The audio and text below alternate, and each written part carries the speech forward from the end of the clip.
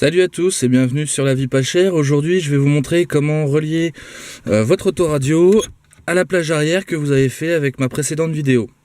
Allez, c'est parti.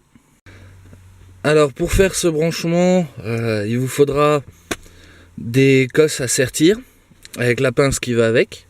Donc moi ma pince, on peut dénuder les fils avec, donc j'ai pas besoin de pince à dénuder, sinon il vous en faudra une. Une pince coupante, pour couper les fils c'est mieux. Du fil spécial IFI, hein, c'est du fil noir et rouge qu'on a dans n'importe quel magasin de bricolage à entre 4 et 8 euros la bobine de 10 mètres. De quoi démonter si besoin. Et puis un petit peu de courage parce qu'il y a certains passages qui sont pas faciles à réaliser quand on n'a pas l'habitude. Alors je vais déjà commencer par enlever l'autoradio et à démonter ce qui pourrait me gêner dans ma voiture. Au niveau de la console centrale bien entendu, et je vous reprends après pour vous expliquer comment passer le fil, et ensuite je vous montrerai comment le brancher derrière l'autoradio. Vous verrez, c'est pas compliqué. Allez, c'est parti. Alors voilà, j'ai démonté tout ce qui pouvait me gêner pour faire passer les câbles. Donc vous devez vous demander ce que c'est ce truc là. Donc en fait c'est une tige métallique que j'ai fait passer à l'intérieur, donc ça longe la partie extérieure et ça ressort, voilà, vous voyez, ça ressort par là. Alors l'éclairage est pas terrible, mais voilà, la tige elle est là, au bout de mon doigt. Je vais venir y scotcher le fil électrique, enfin le fil de haut-parleur, et ensuite en tirant la tige gentiment, ça va amener le fil jusqu'à l'endroit de l'autoradio. Et je vais faire pareil de l'autre côté, donc en repassant, en faisant attention, parce que derrière il y a des fils électriques. Le faire ressortir en bas, scotcher des fils, les tirer, et ils seront remontés. Donc ça c'est la première partie. Je vais déjà passer le côté droit, je vais vous montrer, parce que ça se fait côté par côté, hein, à moins que vous ayez tout de suite la bonne longueur de fil. On commence avec une bobine de 10 mètres, voilà, donc elle est là, voilà. On va commencer à un bout et en fait on va dérouler le câble jusqu'à l'arrière pour avoir la bonne longueur. Donc je vais déjà faire le côté droit et je vous montrerai après comment faire les branchements sur l'autoradio. Je vais vous reprendre après avoir passé la première partie du fil pour aller jusqu'à l'autoradio, jusqu'en bas. Donc voilà, comme vous voyez, je vais faire sortir le fil vers le niveau de l'autoradio. Donc vous voyez, il arrive par là. Voilà, là j'ai le reste de la bobine. Bon, on se passe des commentaires, je sais que ma voiture a besoin d'un coup d'aspirateur. Je vais passer à l'arrière de la voiture pour vous montrer la deuxième partie. Allez, c'est parti. Alors voilà, hop là. Alors voilà, on est à l'arrière de la voiture. Je ne sais pas si vous allez pouvoir bien voir, mais en fait le fil il est là. Et ce qu'on va faire, c'est qu'on va le passer là, entre la moquette et le rail qui supporte le siège. Voilà. Ne le mettez pas par-dessus, parce que sinon quand vous allez reculer le siège, vous allez couper le fil. Hein, vous le faites courir là. Pareil pour ce rail-là, donc on le fait passer en dessous. On le fait ressortir là. Donc c'est le montant de la porte, entre la portière avant et la portière arrière là. On le glisse en dessous, on fait suivre, voilà, on le fait suivre jusqu'en haut. Donc après, suivant les voitures, c'est vous qui voyez, hein. Des fois il y en a qui le font passer là comme ça, et on vient finir là. Alors voilà, j'ai fini de passer les câbles, et maintenant je vais vous montrer comment raccorder l'autoradio. Tout ça de câbles, voilà, au câble que vous avez tiré, quoi. Donc en fait vous allez aller sur l'autoradio, vous allez voir il y a une grande étiquette, hein, donc des fois elle est plus grande que ça, même encore, hein, enfin bon. Et dessus vous avez un petit dessin, donc en fait ça représente l'arrière de votre autoradio. Donc la prise d'antenne qui est là, là c'est pour ceux qui ont une installation avec un ampli et tout, enfin bon c'est le bazar. Et puis en dessous vous avez une ou deux prises de dessinée suivant l'autoradio, donc moi il n'y en a qu'une, hein. Et vous avez des petits traits qui vont à des descriptions. Donc par exemple pour moi, alors je vais agrandir un petit peu, voilà, donc là c'est marqué front left speaker plus, et en dessous front left speaker moins. Et ça correspond au fil blanc pour le plus et au fil blanc avec un liseré noir pour le moins. Donc ça, bon, ça on s'en occupe pas parce que c'est à l'avant. Hein. Nous on va s'occuper surtout des rear. Hein, je prononce sans accent hein, pour ceux qui ne parlent pas anglais. Donc rear left et rear right. Enfin right, voilà. Donc sur la description, des fois c'est en anglais, des fois c'est en espagnol, des fois ça peut être dans une autre langue qu'on connaît pas forcément. Donc c'est simple en fait pour se repérer par rapport à l'anglais, hein, parce que les 3/4 du temps, même 90% du temps c'est en anglais. Pour se repérer, rire, bah, c'est comme le R de la boîte de vitesse. Hein, sur votre levier de vitesse, il y a le petit R. Hein, c'est pas le mode rallye, hein, c'est pour mettre la marche arrière. Donc rire, c'est à l'arrière. Et pour un petit moyen mémotechnique aussi, pour droite et gauche, vous mettez vos mains... Alors attendez, hop, on va prendre un peu de recul. Donc vous mettez vos mains comme ça, devant vous. Donc bon, bah, les deux mains, hein, moi j'en ai qu'une de libre.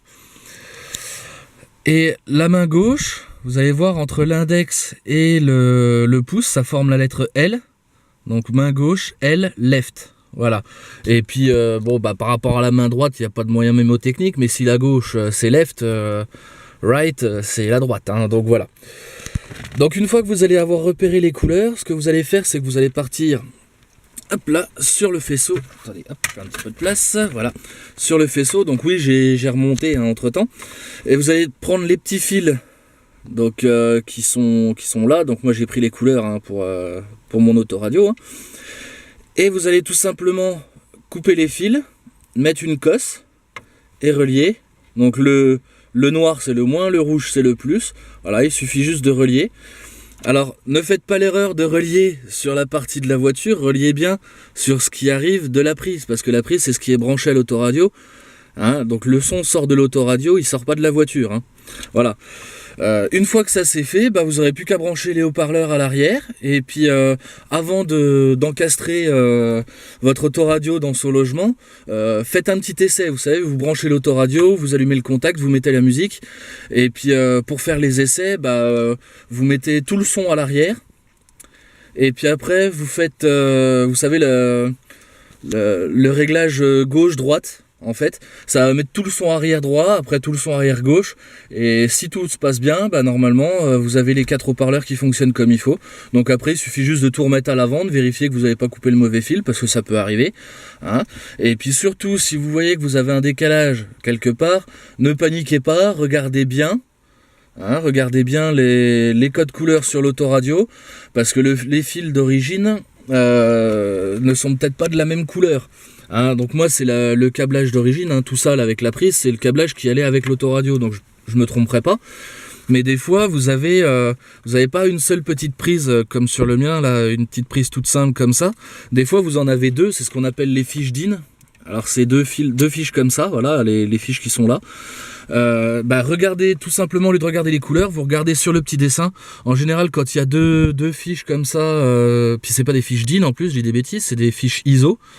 Hein, le dessin il est un peu plus détaillé en général quand il y a les deux prises ISO.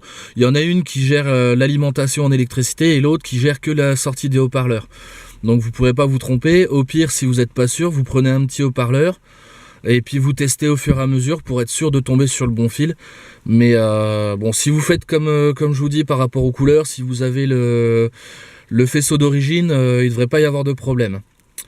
Donc voilà, c'était tout pour l'instant. Là, on va aller à l'intérieur. Je vais allumer l'ordinateur et puis je vais aller voir vos commentaires par rapport à mes 3 premières vidéos, répondre aux questions et puis commenter vos commentaires. Voilà. Allez, c'est parti. Je finis de remonter tout ça et on se retrouve à l'intérieur devant l'ordinateur. Donc voilà, on est devant l'ordinateur à l'intérieur. Alors je vais pas répondre à tous les commentaires, hein, je vais répondre à ceux qui sont le plus intéressant, et puis je ne répondrai pas aussi aux commentaires qui me disent juste merci pour ta vidéo, enfin ce genre de choses, hein. Donc déjà je vous remercie pour tous les commentaires que vous avez pu envoyer, et puis bah, c'est parti, on va commencer donc avec ma première vidéo. C'était sur la rénovation de phare et le nettoyage des plastiques intérieurs. Donc c'est parti, on commence. Alors On a Big Chief 545 qui me dit le plus efficace est le mirror standard, celui formule cuivre qui est aussi prévu pour le plexiglas. Entre parenthèses, c'est marqué dessus, un peu de mirror sur un coton, enfin bon, voilà. Je le fais tous les 6 mois environ. Alors, j'ai envie de dire oui et non pour le mirror. Oui, parce que ça fonctionne, mais non, parce que si on n'a pas d'utilité d'acheter du mirror pour autre chose que pour rénover ses phares, je vois pas l'intérêt de mettre aussi cher pour rénover ses phares. Voilà, donc oui et non. Je suis pour et contre en même temps. Voilà, le mirror ça fonctionne, mais ça coûte plus cher que ma méthode, et ma méthode avec le dentifrice, je le fais tous les 6 mois aussi, donc voilà. Ensuite, donc on a Johan59 qui me dit si je ne me trompe pas, ton phare est en verre. Je me demande si ceux en plastique comme le mien va aimer l'éponge verte. Alors, j'ai déjà répondu, donc oui. Mon phare est en polycarbonate, donc c'est du plastique, hein, le polycarbonate. Et ça ne fonctionne que sur ces phares-là. Les phares en verre, on ne peut pas les rénover, ou alors avec une méthode que je ne connais pas. Voilà. Voilà, ça répond à ta question. Et puis voilà, il y a Rominé 036 La Forêt qui te dit le verre ne ternit pas. Donc voilà, ça confirme ce que je dis, hein. Donc c'est parti, on va passer au suivant. Alors Steve McQueens avec un Z qui me dit torchon en coton plus polish égale 3 passages 5 minutes par phare, 1 ou 2 euros, 1 ou 2 euros au prorata du prix du polish à 16 euros la bouteille. Donc voilà, j'ai envie de dire là c'est comme pour le mirror, hein, le polish à 16 euros la bouteille, si on n'en a pas l'utilité ailleurs, je vois pas l'intérêt d'acheter un truc à ce prix là alors que mon tube de dentifrice je l'ai à 5 euros. Voilà. Bon, par contre, c'est vrai que le polish fonctionne, hein. J'ai déjà vu des amis à moi le faire sur leur voiture, ça fonctionne.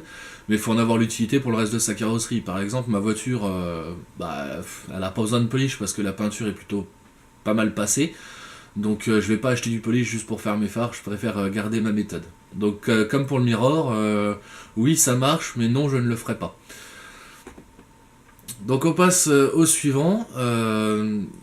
Alors c'est Laetitia Bernardon qui me demande est-ce que ça fonctionne si le phare est devenu très opaque. Alors après, tout dépend de ce que tu entends par très opaque.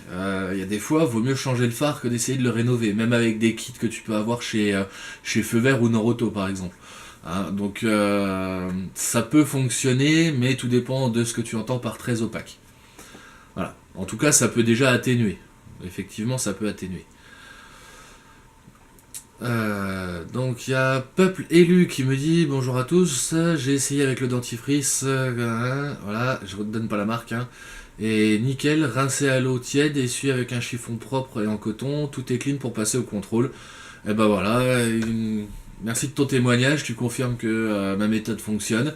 Voilà, pour passer au contrôle technique, ça sert à rien de mettre 30 euros dans un rénovateur qu'on va avoir chez Feu Vert par exemple. Un petit coup au dentifrice, rénovation rapide, et puis hop, vous voyez, ça passe au contrôle technique. Donc merci Peuple Élu pour ton témoignage. On a, alors, désolé si j'écorche les noms. Alors c'est Rasso Heidenreich qui me dit pour ma part je l'ai fait avec du mirror classique. Bon hop, on va s'arrêter là. J'ai déjà dit ce que je pensais du mirror classique. Alors il nous dit qu'il l'a fait sur les 4 phares d'une S-type. Alors je sais pas ce que c'est une S-type. Environ 3 heures de travail avec un résultat plus que correct. Bah écoute, voilà, si tu penses que la S-Type est une voiture qui vaut le coup, bah voilà, 3 heures de travail avec du mirror. Donc bon bah je dirais rien de plus. Hein, je me renseignerai plus tard de ce que c'est une S-Type, parce que ça m'intrigue. Voilà, mais bon bah merci pour ton témoignage en tout cas, même si c'est toujours la technique du mirror que je ne cautionne pas financièrement. Donc au suivant, on a Gégène25 le franc-comtois qui me dit sais-tu l'ami, quand j'ai commencé à rouler en moto dans les débuts 80, donc entre parenthèses 18 ans, je suppose que c'est l'âge à laquelle il a commencé à rouler en bécane, les visières de moto n'étaient pas données et on retrouvait jamais des rechanges suivant la marque du casque, et bien mon père me disait rénove-les au dentifrice. Et oui. Oui, c'est de là que vient la méthode de la rénovation de dentifrice. Pour ma part, c'est là où je l'ai chopé. Effectivement, il y a une période où les visières de casque coûtaient très cher, quasiment le prix d'un casque neuf. Donc on les rénovait un peu comme on pouvait et c'est là qu'est venue la méthode du dentifrice. Alors ça vient peut-être d'ailleurs, hein, mais c'est de là que je la tiens. Et ouais, il n'y a pas que les bulles, enfin pas que les visières de casque, hein, il y a aussi les bulles des têtes de fourche, les optiques de phare moto aussi qui trinquent souvent. Et on peut même rénover, enfin pas rénover, mais on peut utiliser le dentifrice pour polir les chromes, hein, pour les rendre bien brillants. Ça évite d'acheter du truc spécial. Donc voilà. Donc merci pour ton témoignage et puis merci pour ton commentaire. Voilà, ça confirme que ma source n'était pas mauvaise. Au suivant, j'ai Cécile Momo qui me dit essayez plutôt l'anti-rayure profonde de chez Noroto, voilà, au supermarché à 6 € avec un simple chiffon en 5 minutes c'est fait, pas besoin de frotter pendant 2 plombes. Et mes 2 phares je les ai fait en 5 minutes et ça m'a pas coûté 6 €, donc j'ai envie de dire c'est comme le Mirror, voilà, faut en avoir l'utilité ailleurs et moi j'en ai l'anti-rayure de toute façon, si je devais passer de l'anti-rayure sur ma voiture, ce serait plutôt 600 € qu'il me faudrait d'anti-rayure, donc j'en achète pas, donc j'en utilise pas pour mes phares. Mais la méthode doit être bonne, donc à tester et puis à voir. Voilà. Donc là c'est fini pour ma première vidéo, les commentaires auxquels je réponds, questions auxquelles je réponds. Pour tous les autres commentaires que je n'ai pas cités, je tiens à vous remercier d'avoir mis ces commentaires. Et puis merci pour vos encouragements et puis j'ai envie de dire un grand de rien pour tous ceux qui m'ont dit merci pour ma vidéo. Voilà. Donc on va passer à la vidéo suivante, c'était la chaîne IFI de garage. Donc comment faire une chaîne IFI de garage pas chère. Donc on y va, elle charge, voilà. Alors hop là. Ça charge. Voilà, Florentin Lardy qui me dit super vidéo, tu expliques vraiment bien toutes les étapes. Merci bien pour tes commentaires. Je vais essayer de faire de même avec une alimentation de booster de batterie. Je poste une photo dès que c'est fait. Et encore merci pour ta vidéo. Encore de rien. Et puis merci pour ton commentaire. Et j'ai hâte de voir ce que ton projet peut donner. Si tu arrives à faire quelque chose, n'hésite pas à envoyer une photo sur Facebook. Partage en messagerie privée ou directement sur le mur de la vie pas chère.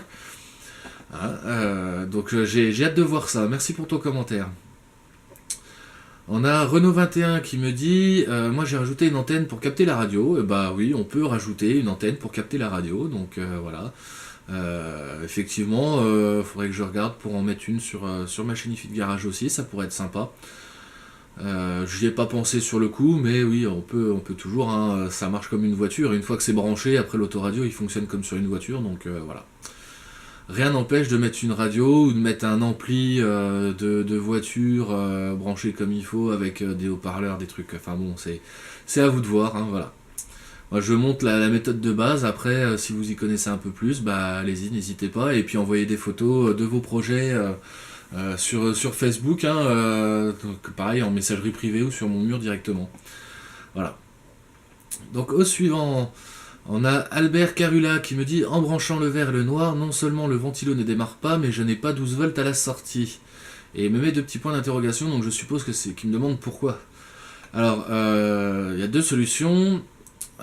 Soit tes branchements sont mal faits, ce qui pourrait arriver, donc voilà. Mais je pencherais plus pour la deuxième hypothèse, c'est-à-dire que quand tu branches le vert et le noir, le ventilo ne démarre pas.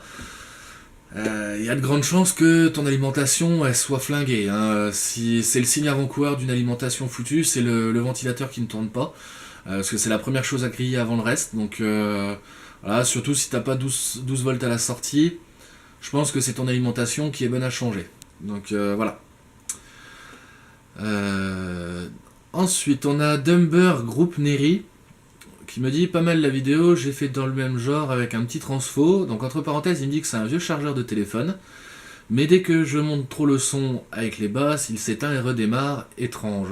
Non, ce n'est pas étrange, c'est tout simplement ton chargeur de téléphone qui ne fournit pas assez d'ampères. Du coup, quand tu montes le son, ça coupe. Parce que ton autoradio demande trop d'ampères. Donc c'est pas étrange, c'est tout à fait normal, ça vient de ton chargeur de téléphone. Si tu veux faire avec un chargeur, Je dirais avec un chargeur d'ordinateur portable, je pense que c'est celui qui fournit le plus d'ampérage. Sinon, le plus simple à réaliser, le plus facile à trouver, c'est l'alimentation d'ordinateur. Hein, voilà. C'est d'ailleurs pour ça que j'ai pris cette méthode-là, c'est parce que ça, vous allez même à la déchetterie, vous essayez de négocier avec le gars qui a la déchetterie pour récupérer une alimentation sur un vieil ordinateur qui a été jeté, et puis voilà. Au pire, vous mettez, vous savez, à l'entrée des déchetteries, vous avez des boîtes pour les dons. En échange de l'alimentation, vous mettez 2-3 pièces comme don, et puis voilà, au moins ça fait comme une sorte de paiement pour votre alimentation. Voilà. En suivant, on a, alors désolé si j'écorche le nom, c'est René Hanout qui me dit j'en ai fait un, par contre j'ai récupéré un autre, les fils n'ont pas du tout la même couleur, déjà le ventilo allait plus, je sais pas, je crois qu'il devait... Oula, attends. D'accord, bon alors, si j'ai bien compris ton message, en gros tu en as fait un, donc les couleurs des fils ne correspondent pas. Ton ventilo ne fonctionne plus et il n'y avait plus que 5 volts au fil jaune. Donc apparemment les couleurs de fil peuvent changer. Donc non, si ton alimentation n'a pas les mêmes couleurs de fil, c'est tout simplement parce que c'est pas forcément une alimentation d'ordinateur. Sur les ordis, c'est surtout sur les alimentations IDE, donc c'est ce que j'ai utilisé. Maintenant on a des alimentations en SATA. Donc il faut une alimentation IDE, donc les anciens modèles, les codes couleurs sont universels, c'est-à-dire que le jaune, tu auras toujours 12 volts. Peu importe la taille de ton alimentation, même si elle a 3 ans de plus ou 4 ans de plus que celle que j'ai dans ma vidéo, elle sera toujours jaune pour le 12 volts, mais comme je disais un peu plus tôt, si ton ventilateur ne démarre pas déjà, c'est que ton alimentation elle a de grands risques d'être grillée. Donc c'est peut-être pour ça que t'as que 5 volts à chaque filtre. Hein. De toute façon, en général, ça sort même pas la moitié du voltage quand l'alimentation est grillée. Hein. C'est-à-dire que si tu vas sur les fils qui sont censés donner 5 volts, tu devrais avoir 2 volts à la sortie. Hein, mais voilà, donc déjà si tes couleurs ne correspondent pas, c'est peut-être parce que c'est pas forcément une alimentation d'ordinateur. Et deuxièmement, si ton ventilateur ne tourne plus, t'as de grands risques que ton alimentation soit grillée. Donc voilà. On a Willem qui me demande c'est une alimentation de combien, et Renault Sport qui dit Willem peu importe. Alors Renault Sport non, pas peu importe, et Willem alors celle de ma vidéo c'est une alimentation qui fournit 12 volts donc classique, hein, et qui fournit 15 ampères. Alors pour savoir quelle alimentation va avec ton autoradio, il suffit de savoir à combien d'ampères tourne ton autoradio. C'est-à-dire que si c'est comme le mien, et comme les 3 quarts des autoradios sur le marché, même 99% du temps sur le marché, c'est des autoradios qui fonctionnent en 10 ampères. Hein, donc il faut que tu trouves une alimentation donc de minimum 10 ampères, mais le mieux pour pouvoir pousser un petit peu le son de ton autoradio, le mieux c'est d'avoir une alimentation qui a entre 1 et 5 ampères de plus, enfin qui peut fournir entre 1 et 5 ampères de plus, tout simplement pour pallier à une ponction un peu trop brutale de l'alimentation. Ça évite qu'il se coupe et qu'il se rallume comme avec le chargeur de téléphone. Donc pour ma part c'est une alimentation 12 volts 15 ampères parce que mon autoradio fonctionne en 10 ampères. Voilà. On passe au suivant. On a René Hanout, donc encore René Hanout qui me dit est-ce qu'un transfo de chargeur de batterie peut aller? J'ai un petit chargeur de voiture, je récupérais que le transfo pour gagner de la place est possible, merci. Alors, est-ce que c'est possible? Merci. Je dirais, c'est comme pour le booster de batterie. Je ne sais pas, normalement ça devrait pouvoir fonctionner, n'envoie pas trop d'ampérage parce que sinon ton autoradio HS. Hein. Voilà, essaye, et puis si tu y arrives, je serais content de recevoir une photo ou une vidéo de ton projet sur Facebook en messagerie privée ou sur le mur directement à la vie pas chère. Voilà, je pourrais pas dire mieux, mais j'attends avec impatience des nouvelles de ton projet. Au suivant, on a, c'est ce que j'appelle un pseudo code Wi-Fi. J'adore ces pseudos-là. C'est Ganjaman Z40 RPZ 97.4 qui me dit merci beaucoup, ça va vraiment m'aider. Il n'y a pas un moyen de séparer les basses et la voix sans ampli. Alors sans ampli, avoir une vraie séparation basse, c'est quasiment impossible. Par contre, tu peux gérer... Ah, pardon, il y a une réponse. Donc attendez, j'affiche la réponse. Ah, pardon, j'avais cliqué 2 fois en fait. Alors, on a Florentin Lardy qui nous dit non, mais tu peux gérer depuis ton autoradio pour mettre plus de voix sur les enceintes de derrière quand il est dans une voiture, bien sûr. Bah, même quand il est en dehors d'une voiture, mais enfin bon, bref.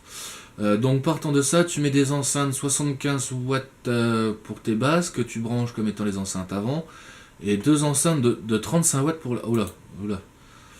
Non, non, je t'arrête tout de suite, Florentin Lardy, pardon. Non, c'est pas ça. Alors l'idée de séparer les types d'enceintes avant-arrière, oui, mais c'est pas les watts qu'il faut regarder, hein, c'est la fréquence enfin la gamme de fréquences dans laquelle elles fonctionnent. C'est-à-dire que si tu regardes les watts en fait c'est ce qui va emmener les décibels, la puissance, tu vois. Donc tes enceintes en 35 watts elles vont se mettre à grésiller alors que tu seras même pas arrivé à la moitié de la puissance de tes 75 watts. Donc c'est pas ça qu'il faut regarder, c'est les gammes de fréquences, les hertz, voilà ce qu'on appelle les hertz, hein, le petit logo HZ. Ce qu'il faut savoir c'est à combien elles fonctionnent, c'est-à-dire qu'un haut-parleur en 50 watts, hein, je reprends par exemple ceux que j'utilise couramment dans les voitures, parce que tous les autoradios que j'ai eu étaient en 4x50 watts, hein. Pardon, pas les autoradios, mais les enceintes 50 watts peuvent aller sur plusieurs fréquences différentes, suivant la marque, suivant le modèle. Et les fréquences, en fait, c'est simple, c'est plus le chiffre est grand, plus le son est aigu, parce qu'une fréquence, c'est une oscillation, hein, donc plus le chiffre est grand, plus il y aura d'oscillations par seconde, parce que 1 Hz, c'est une oscillation en une seconde, donc 10 000 Hz, c'est-à-dire qu'il y aura 10 000 oscillations en une seconde, donc le son est beaucoup plus compact, beaucoup plus aigu. Et plus le chiffre est bas, et plus il sera grave. Donc ce que je te conseille, c'est pour les enceintes à l'avant, de trouver des enceintes qui font les watts de ton autoradio, hein, que ton autoradio indique. Donc par exemple, si tu as un 4x50 watts, tu prends 2 enceintes 50 watts pour mettre à l'avant, qui vont avoir une gamme de fréquences entre... je sais pas, je donne des chiffres au hasard, mais c'est pour te donner un ordre d'idée, entre 20 Hz et 20 000 Hz. Donc ce sera une gamme qui sera quand même assez complète. Et à l'arrière, tu vas mettre deux haut-parleurs de 50 watts et qui vont aller de, je sais pas moi par exemple, de 50 Hz à 50 000 Hz. Et à ce moment-là, tu mettras un tout petit peu plus de son à l'arrière, ce qui aura un effet d'avoir un peu plus d'aigu à l'arrière et donc d'avoir une pseudo-séparation basse-voix. Voilà. Après, il y a une autre solution qui est assez simple, toujours en changeant le type des haut-parleurs, c'est-à-dire tu mets des simples voix branchées à l'avant et tu mets des 2 ou 3 voix branchées à l'arrière, vu qu'elles ont un tweeter intégré, ça permet d'avoir un peu plus d'aigu, donc faire à peu près comme la méthode d'avant avec les Hertz. Voilà. Mais sinon, c'est vrai que sans ampli, c'est pas possible de séparer les voix et les basses. Voilà. Donc au suivant, au dernier même. Alors, c'est Bachir Ramdam qui me dit pas mal l'idée. J'ai de la musique dans mon garage, un son de merde, je vais potasser ta trouvaille. Merci pour le tuto bien expliqué. Et voilà, donc je répondrai à ton commentaire en même temps que ceux que je n'ai pas cités. Pour tous ceux qui m'ont mis un petit commentaire pour me remercier, je vous dis merci à vous déjà d'avoir regardé, merci d'avoir posé un commentaire. Et je vais faire en sorte que la chaîne continue. Voilà. Donc c'était tout parce que ma dernière vidéo en date, donc la plage arrière de voiture n'a pas encore reçu de commentaires. Donc il n'y aura pas de réponse par rapport à cette vidéo là, donc ça sera dans une prochaine, hein, bientôt. Hein. Et puis on va passer maintenant à des cas un petit peu spéciaux. Et pour cette partie-là, j'ai envie de poser un petit générique, et ce générique, ça va être ceci. Oh oh, alerte au gogol! Alerte au gogol, les enfants! Donc voilà, comme vous vous en doutez par rapport à ce générique, on est sur une catégorie de commentaires que je nommerais plutôt les commentaires Google. Ouais, voilà, les commentaires Google, ça passe bien. Il y a des gens assez intelligents, qui se trouvent assez intelligents, mettre des commentaires qui n'ont aucun rapport avec la vidéo. Donc je les ai pas, je les ai supprimés hein, quand ils apparaissaient, je ne les ai pas sauvegardés, je les ai pas notés. Mais pour vous donner un ordre d'idée, c'était le genre de message, par exemple lors de ma première vidéo, j'ai dit si vous avez des idées de tuto ou des idées de projet, n'hésitez pas à partager vos idées. Voilà, enfin quelque chose comme ça. Hein. Et puis certaines personnes ont trouvé intelligent de m'attaquer sur mon physique parce que bah, je suis en surpoids, en me disant des choses, ouais j'ai une idée de projet pour toi, qui coûtera pas cher vu que tu mangeras moins, ce serait de perdre du poids. D'autres personnes qui me disent apprendre à se tailler la barbe, alors c'est vrai, hein, j'avoue que pour ma première vidéo j'avais un peu oublié le coup de pain dans la barbe pour la faire propre.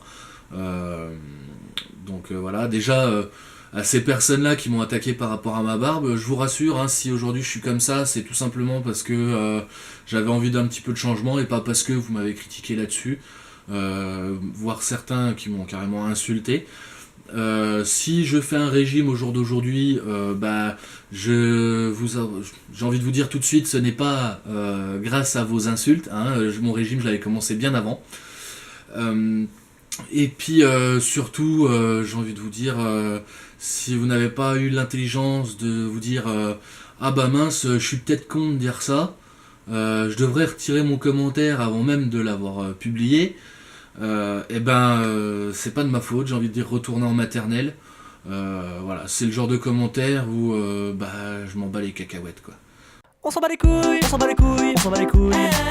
On s'en bat les couilles, on s'en bat les couilles, on s'en bat les couilles. Voilà. Donc sur ces bonnes paroles, je vous remercie d'avoir regardé la vidéo jusqu'au bout. Je vous souhaite un bon bricolage à tous par rapport à ce que je vous ai montré avant la partie sur les commentaires, hein, donc le branchement d'autoradio. Et puis bah, pour comment relier à la plage arrière, hein, voilà. Je vous souhaite un bon bricolage à tous et puis n'hésitez pas à laisser des commentaires, à me rendre une petite visite sur mon site internet, donc les liens sont dans la description. Hein. Et puis bah, sur Facebook aussi bien entendu. Et puis je voulais vous annoncer un changement sur la chaîne. Donc la chaîne va changer de nom, tout simplement parce qu'il y a pas mal de tutos que je ne peux pas faire, que je ne peux pas vous présenter, tout simplement parce qu'il n'y a pas vraiment d'économie à faire. Donc je vais changer un petit peu on va dire la ligne de conduite de ma chaîne. En changeant le nom et en vous donnant un peu plus de tutos. Donc je n'ai pas encore trouvé le nom, j'ai plusieurs idées. Je vais voir ça pour la prochaine vidéo. Tout simplement parce que bah, c'est des tutos pour faire soi-même, donc on se débrouille soi-même, on économise un petit peu parce que des fois la main d'œuvre peut coûter cher. Mais il n'y a pas vraiment d'économie parce que par exemple ma prochaine vidéo, j'ai déjà décidé de la faire, là elle est déjà en tournage, c'est un paint job sur de l'airsoft.